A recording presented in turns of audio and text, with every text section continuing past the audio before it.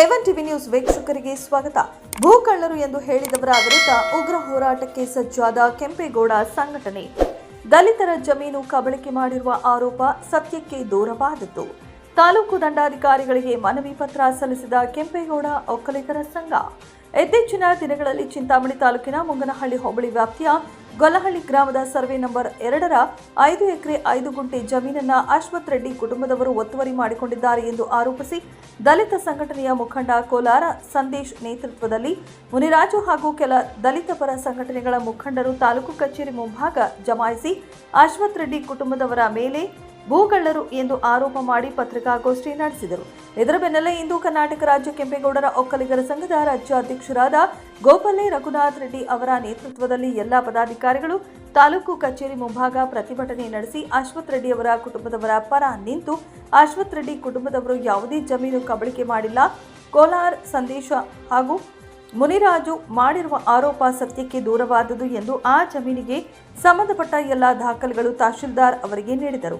ನಂತರ ಮಾತನಾಡಿದ ರಾಜ್ಯಾಧ್ಯಕ್ಷ ರಘು ಅವರು ಮಾತನಾಡಿ, ಕೋಲಾರ ಸಂದೇಶಗೆ ಮಾಹಿತಿಯ ಕೊರತೆ ಇದೆ. ಅಶ್ವಥ್ ರೆಡ್ಡಿ ಕುಟುಂಬದವರ ಮೇಲೆ ಭೂಗಳ್ಳರು ಎಂದು ಹೇಳಿಕೆ ನೀಡಿರುವುದು ಸರಿಯಲ್ಲ. ಕೋಲಾರ ಸಂದೇಶ ಹಾಗೂ ಮುನಿರಾಜು ವಿರುದ್ಧ ಕೆಂಪೇಗೌಡರ ಒಕ್ಕಲಿಗರ ಸಂಘ ಮುಂದಿನ ದಿನಗಳಲ್ಲಿ ಕಾನೂನು ಉಗ್ರ ಹೋರಾಟ ಮಾಡಲು ಸಜ್ಜಾಗುತ್ತದೆ ಎಂದು ಹೇಳಿದ ಅವರು, ಅಶ್ವಥ್ ರೆಡ್ಡಿ ಕುಟುಂಬದವರು ದಲಿತರ ಜಮೀನು ಕಬಳಿಕೆ ಮಾಡಿಲ್ಲ ಎಂದು ಸ್ಪಷ್ಟನೆ ನೀಡಿದರು. ಈ ಸಂದರ್ಭದಲ್ಲಿ ಗುಡೆ ಶ್ರೀನಿವಾಸ ರೆಡ್ಡಿ, ದೇವರಾಜ್, ವಕೀಲರಾದ ಜೆವಿ ಸುರೇಶ, ರಾಜಣ್ಣ, ಚೋಡಪ್ಪ, ಅಶ್ವಥ್ ರೆಡ್ಡಿ, ಜಯರಾಮ್ ರೆಡ್ಡಿ, ಮುನಿ ವೆಂಕಟರೆಡ್ಡಿ, ಕೃಷ್ಣಾರೆಡ್ಡಿ ಸೇರಿದಂತೆ ಒಕ್ಕಲಿಗರ ಸಂಘದ ಪದಾಧಿಕಾರಿಗಳು ಹೆಚ್ಚಿನ ಸಂಖ್ಯೆಯಲ್ಲಿ ಭಾಗವಹಿಸಿದ್ದರು. ಸುಖ ಸುಮ್ಮನೆ ಬಂದು ಇಲ್ಲಿ ಅವರ ಮೇಲೆ ನೀವು ಈ ಥರ ಮಾಡೋದು ಸರಿಯಿಲ್ಲ ಅಂತ ನಾವು ಒಂದು ಹೇಳ್ತೀವಿ. ಮತ್ತು ನೀವು ಸಾಮಾಜಿಕ ಜಾಲತಾಣಗಳಲ್ಲಿ ನೀವು ಆ ಹೋರಾಟ ಈ ಹೋರಾಟ ಅಂತೇಳಿ ನೋಡ್ತಾ ಇರ್ತೀನಿ ನಾನು. ಅದನ್ನೆಲ್ಲ ನಾವು ನಿಜ ಅಂದ್ಕೊಂಡಿದ್ವಿ. ಇವರೆಲ್ಲ ಸಾಮಾಜಿಕ ಜಾಲತಾಣದಲ್ಲಿ ಹೋರಾಟಗಳು ನಿಜ ಅಂದ್ಕೊಂಡಿದ್ವಿ. ಇವಾಗ ನೋಡಿದ್ರೆ ಅದೆಲ್ಲ ಸುಳ್ಳು ಅಂತ ನಮ್ಗೆ ಅನಿಸ್ತಾ ಇದೆ. ಯಾಕೆ ಇದನ್ನು ಸುಳ್ಳು ಅಂತ ನಮ್ಗೆ ಅನಿಸ್ತಾ ಇದೆ ಅಂದರೆ, ಅಶ್ವಥ್ ರೆಡ್ಡಿ ಅಣ್ಣ ಅವರು ಯಾವ ರೀತಿ ಜಮೀನು ಬಂದಿದೆ ಅಂತ ಅವ್ರು ಹೇಳ್ತಾರೆ. ಅಣ್ಣನ ಮಗಳು ಅದು ಯಾವ ಥರ ಇದೆ, ಅದು ಅವರ ಸತ್ಯನ ಎಲ್ಲ ಅಂತೇಳಿ. ನೀವು ಏಕಾಏಕಿ ಏನು ಗೊತ್ತಿಲ್ದಿರ ಭೂಗಳ್ಳರು ಅನ್ನೋದಕ್ಕೆ ನೀವ್ಯಾರು? ನೀವೇನು ಜಡ್ಜಾ? ಇಲ್ಲ, ಅದಕ್ಕೊಂದು ನ್ಯಾಯ ಇದೆ, ಹೋರಾಟ ಇದೆ, ನ್ಯಾಯಾಲಯ ಇದೆ, ಅಲ್ಲೇ ಕೊಡಿ. ನೀವು ಅಲ್ಲಿ ಹೋಗಿ ಇದು ಮಾಡಿ. ನೀವೇ ಬೀದಿಗಳಲ್ಲಿ ಬಂದು ಈ ಥರ ಹೇಳೋದು ತಪ್ಪಾಗುತ್ತೆ. ಮತ್ತು ಇನ್ನೊಂದು ಮುದ್ಲಳ್ಳಿ ಅಂತ, ಮೊನ್ನೆ ಅದೇ ದಿವಸ ಮುದ್ಲಳ್ಳಿಯಲ್ಲಿ ಹೋಗ್ತೀರಾ, ಸರ್ವೆ ನಂಬರ್ 169, ಅದು OS ನಂಬರ್ 25, 2020, ಒಂದೇ ಜನಾಂಗಕ್ಕೆ ಸೇರಿದವರು. ಮಾರಪ್ಪ, ರಾಮಪ್ಪ, ಕಲ್ಯಾಣ್ ಕುಮಾರು, ನಾಗಮಣಿ ಅಂತ 4 ಜನ ಆಗ್ತಾರೆ. ಯಾರು ಹೇಳಿ? ನಾರಪ್ಪ, ಅಂಜಪ್ಪ, ತಿಮ್ಮಮ್ಮ ಅಂತ. ಇವ್ರ ಮೇಲೆ ಅದು ವಯಸ್ಸು ನಡೀತಾ ಇದೆ. ಈಗ ಪ್ರೆಸೆಂಟ್ ನಡೀತಾ ಇದೆ ಕೋರ್ಟಲ್ಲಿ. ನೀವು ಪ್ರೆಸೆಂಟ್ ನಡೀತಾ ಇರೋ ಕೇಸ್ ನಡೀತಾ ಇದ್ರು ಕೂಡ ಆ ಜಮೀನಲ್ಲಿ ಹೋಗಿ ಬೋರ್ಡ್ ಹಾಕ್ತೀರ. ನಿಮ್ಮ ಬೋರ್ಡ್ ಹಾಕಿ ದೌರ್ಜನ್ಯವಾಗಿ ಬೋರ್ಡ್ ಹಾಕಿ ಬರ್ತೀರ. ಯಾಕೆ ನೀವು ಅಷ್ಟು ಮಾತ್ರ ನಿಮ್ಗೆ ಅರಿವಿಲ್ವಾ? ಕಾನೂನು ಅರಿವಿಲ್ವಾ? ಒಂದು ಕೋರ್ಟಲ್ಲಿ ನಡೀತಾ ಇರೋ ಕೇಸನ್ನು, ನಡೀತಾ ಇರೋ ವಿಚಾರಣೆ ನಡೀತಾ ಇರೋ ಇದರಲ್ಲಿ ನೀವು ಹೆಂಗೋಗಿ ಬೋರ್ಡ್ ಹಾಕ್ತೀರಾ? ಅದರಿಂದ ನಾವು ನಮ್ಮ ಇದರಿಂದ ಒಂದು ಎಚ್ಚರಿಕೆಯನ್ನು ಕೊಡ್ತಾ ಇದ್ದೀವಿ. ನೀವು ಯಾರೇ ಆಗಲಿ ಸಾಮಾಜಿಕವಾಗಿ ಒಂದು ವಿಷಯ ಅಂತೂ ಹೇಳ್ತೀನಿ,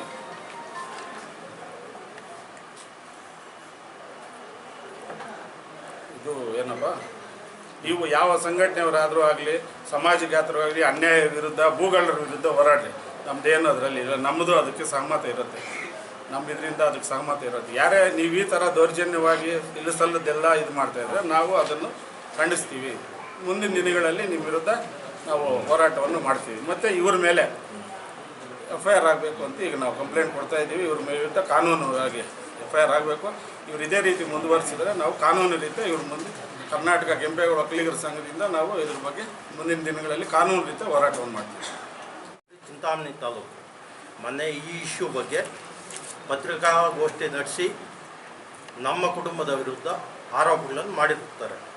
ಆ ಆರೋಪಗಳಿಗೆ ಪ್ರತ್ಯುತ್ತರವಾಗಿ ನಾನು ಈ ದಿವಸ ತಮ್ಮ ಮುಂದೆ, ತಮ್ಮ ಮೂಲಕ ಈ ಸರ್ವೆ ನಂಬರ್ 2, 5 ಎಕರೆ 10 ಗುಂಟೆ ಮೂಲತಃ ನಮ್ಮ ಕುಟುಂಬ ಅಂದರೆ ನಮ್ಮ ತಾತನ ತಾತ ಸುಬ್ಬರಾಯ ಅನ್ನೋರಿಗೆ ಮೂಲ ಟಿಪ್ಪಣಿ ಪುಸ್ತಕದ ಪ್ರಕಾರ ಸುಬ್ಬರಾಯ ಅಂತ ಕರ್ದಾದಾರ ಅಂತ ನಮೂದಾಗಿರುತ್ತದೆ. ಅದೇ ರೀತಿ 1878 ಇಸ್ವಿಯಲ್ಲಿ ಆದಂತಹ ದಾಖಲಾತಿ ಮೂಲ ಸರ್ವೆ ಪಕ್ಕಾ ಪುಸ್ತಕದಲ್ಲಿ ಕರ್ದಾದಾರ ಸುಬ್ರಾಯ ಅಂತಿರುತ್ತೆ. ಆ ಸುಬ್ರಾಯ ಅವರು ತೀರ್ಕೊಂಡ ತಕ್ಷಣ ಇಂಡೆಕ್ಸ್ ಆಫ್ ಲ್ಯಾಂಡ್ಸು ಮತ್ತು ರೆಕಾರ್ಡ್ ಆಫ್ ರೈಟ್ಸಲ್ಲಿ ಇಂಡೆಕ್ಸ್ ಆಫ್ ಲ್ಯಾಂಡ್ಸಲ್ಲಿ ವೆಂಕಟರೆಡ್ಡಿ ಬಿನ್ ಸುಬ್ರಾಯ RR ನಂಬರ್ 10 ಮತ್ತು ದತ್ತು ಮಗ ವೆಂಕಟರಾಮಣ್ಣ. ವೆಂಕಟರೆಡ್ಡಿ ತೀರ್ಕೊಂಡ್ಮೇಲೆ ವೆಂಕಟರಾಮಣ್ಣ ಹೆಸರಿಗಾಗುತ್ತೆ. RR ನಂಬರ್ 10ರಲ್ಲಿ ಕ್ಲಿಯರಾಗಿ ಬರೆದಿದ್ದಾರೆ, ವೆಂಕಟರೆಡ್ಡಿ ಬಿನ್ ಸುಬ್ರಾಯ ಖಾತೆದಾರ ಅಂದರೆ ಸುಬ್ರಾಯ ಅನುಭವದಾರನ, ಸುಮಾರು 50 ವರ್ಷಗಳ ಅನುಭವ, ಕುಟುಂಬದ ಯಜಮಾನ. Survey number 2, entire survey number 2 ನಮ್ಮ ಕುಟುಂಬಕ್ಕೆ ಸಂಬಂಧಪಟ್ಟಿರೋದು. ಅದಾದ ನಂತರ ವೆಂಕಟರೆಡ್ಡಿ ಅವರು 1943ರಲ್ಲಿ ತೀರ್ಕೊಳ್ತಾರೆ. RR ನಂಬರ್ 117ರಲ್ಲಿ ವೆಂಕಟರಾಮಣ್ಣನಿಗೆ ಪಟೇಲ್ ವೆಂಕಟರೆಡ್ಡಿ ಪೌತಿ ಸೊಬೂಬು, ಸರ್ವೆ ನಂಬರ್ 1/9, 2,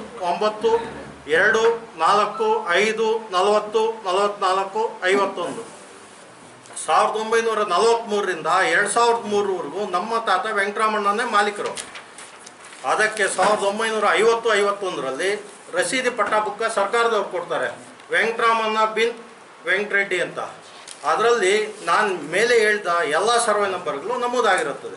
ಸರ್ವೆ ನಂಬರ್ 4, 1/9, 2, 5, 40, 44, 51, 3/3, 65 ಇಷ್ಟು ಸರ್ವೆ ನಂಬರು ವೆಂಕಟರಾಮನ್ಗೆ ಸೇರಿರುತ್ತೆ. ಅದಾದ ನಂತರ ನಮ್ಮ ಊರಲ್ಲಿ ನಮ್ಮ ಮನೆ ಸರ್ವೆ ನಂಬರ್ 2ರಲ್ಲಿ ನಮ್ಮ ತಾತನ ಕಾಲದಿಂದ, ಸುಬ್ರಾಯ ಕಾಲದಿಂದ ನಾವು ಮನೆ ಕಟ್ಕೊಂಡಿರ್ತೀವಿ ನಮ್ಮ ಜಮೀನಲ್ಲಿ. ನಮ್ಮ ತಾತ ಏನು ಮಾಡ್ತಾರೆ, ನಮ್ಮ ತಾತನ ತಮ್ಮ GV ಸುಬ್ಬಾರೆಡ್ಡಿ ಅನ್ನೋರು ನಮ್ಮೂರಲ್ಲಿ ನಮ್ಮನ್ನು ನಂಬ್ಕೊಂಡು ಬಂದ 8 ಕುಟುಂಬಕ್ಕೆ 1953 ಅಂದರೆ ದಿನಾಂಕ 28/1/53ರಲ್ಲಿ ಗ್ವಾಳಹಳ್ಳಿ ಗ್ರಾಮದ ವೆಂಕಟಪ್ಪನ ಮಗ ನಾರಾಯಣಪ್ಪ ಅಂದರೆ ಇವ್ರ ತಂದೆಗೆ ಅವ್ರು ನಮ್ಮ ನೆಂಟರು, ಅವ್ರು ಕದ್ರೆಪಲ್ಲಿಯಿಂದ ನಮ್ಮೂರಿಗೆ ಬಂದಾಗ ಅವ್ರು ಕೊಡೋದು. ಮುನಿಯಪ್ಪನ ಮಗ GV ಸುಬ್ಬಾರೆಡ್ಡಿ ಏನಂತ ಕೊಡ್ತಾರೆ, ಮನೆ ಕಟ್ಟಿಕೊಳ್ಳಲು. ಇದರಲ್ಲಿ ಶೆಡ್ಯೂಲಲ್ಲಿ ಬರೀತಾರೆ, ಇದೇ ಗ್ವಾಳಹಳ್ಳಿ ಗ್ರಾಮಕ್ಕೆ ಸೇರಿದ ಸರ್ವೆ ನಂಬರ್ 2 ನಮ್ಮ ಅಣ್ಣ ವೆಂಕಟರಾಮಣ್ಣ ಖಾತೆ ಜಮೀನಿನಲ್ಲಿ ಪೂರ್ವ ಪಶ್ಚಿಮ 11 ಗಜ, ಉತ್ತರ ದಕ್ಷಿಣ 12 ಗಜ. ಅದೇ ರೀತಿ ಅದೇ ದಿನ 8 ಜನಕ್ಕೆ ಮಾಡುವಾಗ ಅದರಲ್ಲಿ ಇನ್ನೊಬ್ಬರಿಗೆ ಈರನಬೋಯಿ ಮಗ ವೆಂಕಟರಾಯಪ್ಪನಿಗೆ ಅಂದರೆ ಇವ್ರ ತಾತನಿಗೆ ಮನೆ ಕಟ್ಕೊಳ್ಳಲು ಅದರಲ್ಲೂ ಸೇಮ್ ನಮ್ಮ ಅಣ್ಣನ ವೆಂಕಟರಾಮಣ್ಣನ ಖಾತೆ ಸರ್ವೆ ನಂಬರ್ 2ರಲ್ಲಿ ಪೂರ್ವ ಪಶ್ಚಿಮ 8 ಗಜ, ಉತ್ತರ ದಕ್ಷಿಣ 10 ಗಜ ಉಳ್ಳ ಜಮೀನು. ಸೇಮ್ ನೆಕ್ಸ್ಟು ಡಾಕ್ಯುಮೆಂಟು ವೆಂಕಟಬೋಯಿ ಮಗ ವೆಂಕಟಸ್ವಾಮಿಗೆ ಮನೆ ಕಟ್ಟಿಕೊಳ್ಳಲು GV ಸುಬ್ಬಾರೆಡ್ಡಿ, ಸೇಮ್ ಡೇಟು. ಅದರಲ್ಲೂ ಸೇಮ್ ಗ್ವಾಳಹಳ್ಳಿ ಗ್ರಾಮಕ್ಕೆ ಸೇರಿದ ಸರ್ವೆ ನಂಬರ್ 2ರಲ್ಲಿ ವೆಂಕಟರಾಮಣ್ಣ ಖಾತೆ ಜಮೀನಿನಲ್ಲಿರುವ ಪೂರ್ವ ಪಶ್ಚಿಮ 8 ಗಜ, ಉತ್ತರ ದಕ್ಷಿಣ 5 ಗಜ. ಅದೇ ರೀತಿ ಮ್ಯಾಕಲ ವೆಂಕಟಪ್ಪನ ಮಗ ವೆಂಕಟರಾಯಪ್ಪನಿಗೆ ಮನೆ ಕಟ್ಟಿಕೊಳ್ಳಲು ಸೇಮ್ ಡೇಟು. ಇದರಲ್ಲೂ ವೆಂಕಟರಾಮಣ್ಣನ ಜಮೀನು ನಮ್ಮ ಅಣ್ಣ ವೆಂಕಟರಾಮಣ್ಣನ ಹೆಸರಿನಲ್ಲಿರುತ್ತದೆ. ಅವ್ರಿಗೂ ಕೊಡುವುದು 10ಗೆ 12 ಗಜ. ಮುಂದುವರೆದು ದೊಡ್ಡ ವೆಂಕಟಬೋಯಿ ವೆಂಕಟರಾಯಪ್ಪ ಇವರು ಬಂದಿದ್ದಾರೆ, ಅವ್ರಿಗೂ ಅಷ್ಟೇ 12ಗೆ 12 ಗಜ ಕೊಡ್ತಾರೆ. ಮತ್ತು ವೆಂಕಟಬೋಯಿ ಮಗ ಗುರುವನ್ಬೋಯಿ ಅವ್ರಿಗೂ ಮನೆ ಕಟ್ಟಿಕೊಳ್ಳಲು ಸೇಮ್ ಸರ್ವೆ ನಂಬರಲ್ಲಿ ನಮ್ಮ ಅಣ್ಣನ ವೆಂಕಟರಾಮಣ್ಣ ಖಾತೆ ಜಮೀನಿನಲ್ಲಿ ಅವ್ರು ಕೊಡೋದು 4 ಗಜಕ್ಕೆ 9 ಗಜ. ಅದೇ ರೀತಿ ಅದೇ ದಿನ ಯಾಮಣ್ಣನ ಮಗ ಚೌಡಪ್ಪ ಅಂದರೆ ಇವ್ರಿಗೆ ಮನೆ ಕಟ್ಟಿಕೊಳ್ಳಲು 11ಗೆ 13 ಗಜ. ಅದೇ ರೀತಿ ಪಾಪಣ್ಣ ಮತ್ತು ಪಾಪಣ್ಣ ಬಿನ್ ವೆಂಕಟಪ್ಪ ಇವ್ರಿಗೆ 8ಗೆ 12 ಗಜ ಕೊಡ್ತಾರೆ. ಅವ್ರ ವಂಶನೇ ಇಲ್ದಿರೋ ಹೋಯ್ತು. ಗುರುವನ್ ಬೋಯಿನೂ ವಂಶ ಇಲ್ದಿರೋ ಹೋಯ್ತು, ವೆಂಕಟಸ್ವಾಮಿನೂ ಇಲ್ದಿರೋ ಹೋಯ್ತು, ಪಾಪಣ್ಣನೂ ಇಲ್ದಿರೋ ಹೋಯ್ತು. ಇವರು ಯಾವಗೋಳಪಲ್ಲಿಯಲ್ಲಿ ಮನೆ ಕಟ್ಕೊಂಡಿದ್ದಾರೆ. ಇದರಲ್ಲಿ ಅವ್ರು ಹೇಳೋದು ಸರ್ವೆ ನಂಬರ್ 2ರ ಪಾಣಿಯಲ್ಲಿ ವೆಂಕಟರಾಮಣ್ಣ ಇಲ್ಲಿದ್ದವರು ಹೆಂಗೆ ಬಂದರು ಅಂತ ಪಟ್ಟ ಬುಕ್ಕು ನಮ್ಗೆ ಕೊಟ್ಟಿರೋದು 1952 ಪಾಣಿ ಬರೋದು 1965 ನಮಗಿರೋದು ದಾಖಲಾತಿ 1878ರಿಂದ 2025 ಇಲ್ಲಿವರೆಗೂ ಇದೆ, 26ವರೆಗೂ ಇದೆ. ವೆಂಕಟರಾಮಣ್ಣ 5 ಎಕರೆ 5 ಗುಂಟೆಗೆ ಓನರ್, ಪಟ್ಟಾದಾರ ಅಂತ ಬರೆದಿರ್ತಾರೆ. ಅದಾದ ನಂತರ ಇವ್ರ ಹೆಸರು ಬರೀತಾರೆ. ಇವ್ರ ಹೆಸರು ಹೆಂಗೆ ಬರೀತಾರೆ ಅಂದರೆ ಈ ಸೇಲ್ಡಿಡ್ ಬೇಸಿಸ್ ಮೇಲೆ RR 149ರಿಂದ 156 149ರಿಂದ 156 RR ನಂಬರ್ 149ರಿಂದ 156 ಎಲ್ಲರ ಹೆಸರು ಬರೆಯುತ್ತೆ. ಹೆಂಗ್ ಬರುತ್ತೆ ಅವ್ರಿಗೆ ಸೋರ್ಸು? RR ನಂಬರ್ ಎಂಟ್ರಿ ಆಗಕ್ಕೆ ಕಾರಣ ಸೇಲ್ ಡೀಡ್ಗಳು ಬರೀತಾರೆ, 8 ಸೇಲ್ ಡೀಡ್ ಬರೀತಾರೆ. 8 ಸೇಲ್ ಡೀಡ್ ಅಲ್ಲಿ ಕೊಟ್ಟಿರೋ ಜಾಗ 7020 ಅಡಿ, ಅಂದರೆ 6.5 ಗುಂಟೆಗಿಂತ ಕಮ್ಮಿ ಜಾಗ.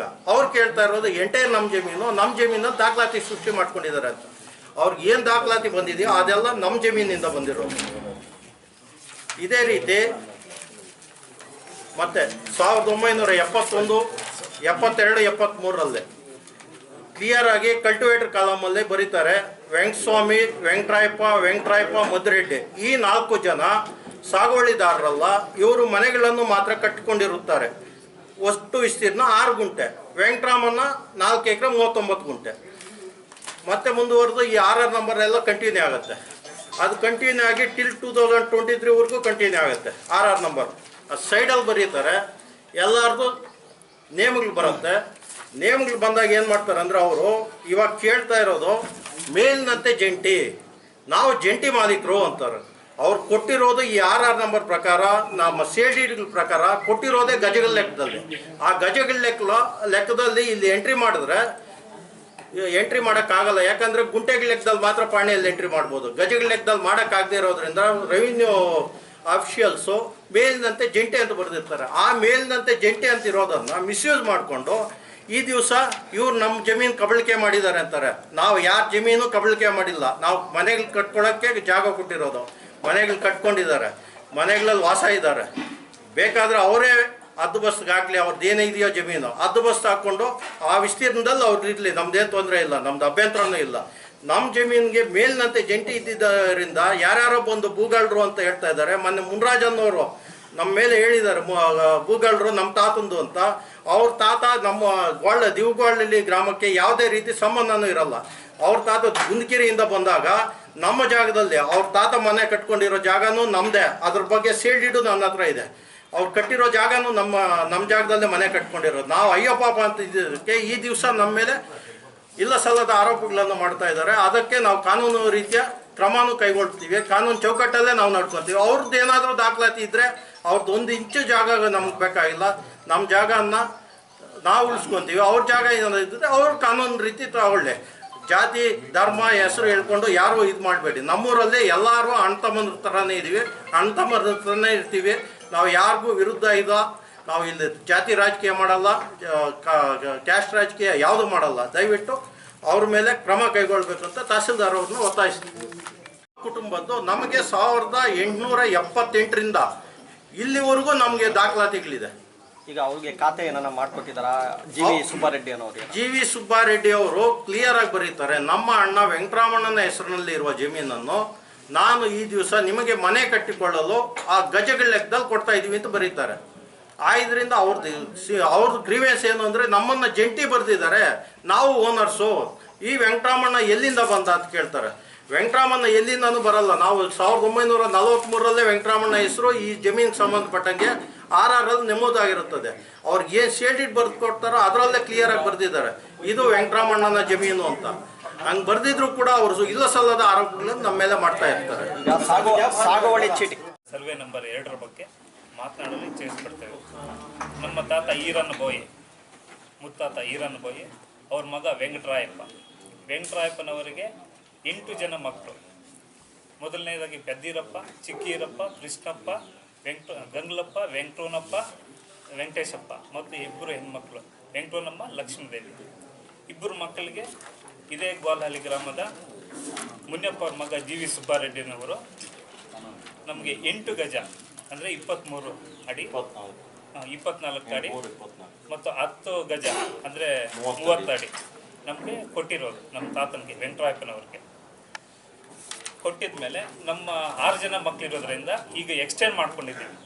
50ಗೆ 80 ಅಡಿ ನಾವು ಈಗ ಪೊಸಿಷನಲ್ಲಿದ್ದೀವಿ, ಮನೇನು ಕಟ್ಕೊಂಡಿದ್ದೀವಿ. ಯಾವುದೇ ರೀತಿ ನಮ್ಮ ಜಮೀನನ್ನ ಅವರು ಭೂ ಕಬಳಿಕೆ ಮಾಡಿಲ್ಲ. ಅವ್ರ ಜಮೀನನ್ನ ನಾವು ಅಕ್ವೈರ್ ಮಾಡಿಕೊಂಡು ಮನೆ ಕಟ್ಕೊಂಡಿದ್ದೀವಿ. ನಮ್ಗೆ ಕೊಟ್ಟಿರೋದು 23 ಅಡಿ, 24 ಅಡಿ, 30 ಅಡಿ. ಈಗ ನಾವು 50ಗೆ 80 ಅಡಿ ನಾವು ಮನೆ ಕಟ್ಕೊಂಡಿದ್ದೀವಿ. ಇದನ್ನು ಸೇರಿ ಆಗಿರೋದ್ರಿಂದ ಇದೇ ಪಕ್ಕದ ಊರು, ಬೇರೆ ಊರು ಮುನ್ರಾಜ್ ಅನ್ನೋರು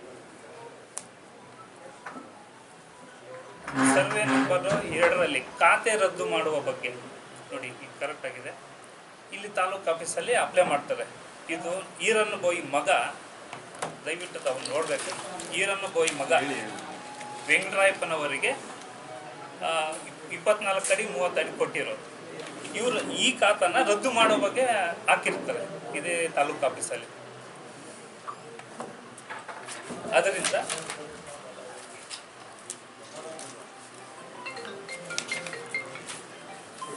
ಈ ಗೋಲ್ಲಲ್ಲಿ ಗ್ರಾಮದ ಸರ್ವೆ ನಂಬರ್ 2ರಲ್ಲಿ 5 ಎಕರೆ 5 ಕುಂಟೆ ಜಮೀನು ನಮ್ದಲ್ಲ, ಜಿ.ವಿ. ಸುಬ್ಬಾರೆಡ್ಡಿ ಅವರು ನಾವು ವಲಸೆ ಬಂದಿದ್ದೆ ಊರಿಗೆ, ನಮ್ಮ ತಾತನ ಕೊಟ್ಟಿರೋದು. ಒಂದು ಸೈಟ್ ಥರ ಕಟ್ಕೋಬೇಕಂದ್ರೆ ಅವಾಗ 2 ಇದ್ದರು, ಈಗ 8 ಜನ ಇದ್ದೇವೆ.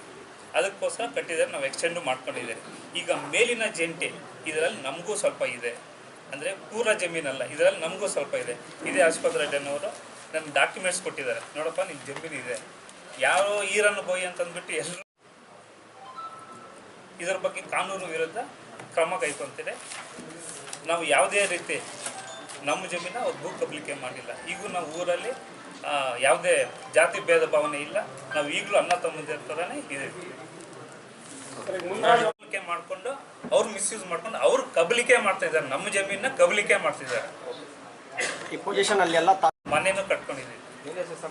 ನಮ್ಮ ಹೆಸರು ಜಮೀನು ರೇಟ್ ಬಂದಾಗ ಇದು ಎಲ್ಲ ತಾಲೂಕಲ್ಲಿ ಎಲ್ಲ ಹಳ್ಳಿಗಳಲ್ಲಿ ಈ ಜಮೀನು ರೇಟ್ ಜಾಸ್ತಿ ಬಂದಾಗ ಇಂಥ ಗಲಾಟೆಗಳು ಸರ್ವೇ ಸಾಮಾನ್ಯ. ಆದರೆ ಯಾರಾದರೂ ಆಗಲಿ, ಸಂಘಗಳಾಗ್ಬೋದು ಅಥವಾ ಇನ್ನೊಬ್ರು ಆಗ್ಬೋದು, ಅದು ತಿಳ್ಕೊಂಡು ಮಾತಾಡಬೇಕು.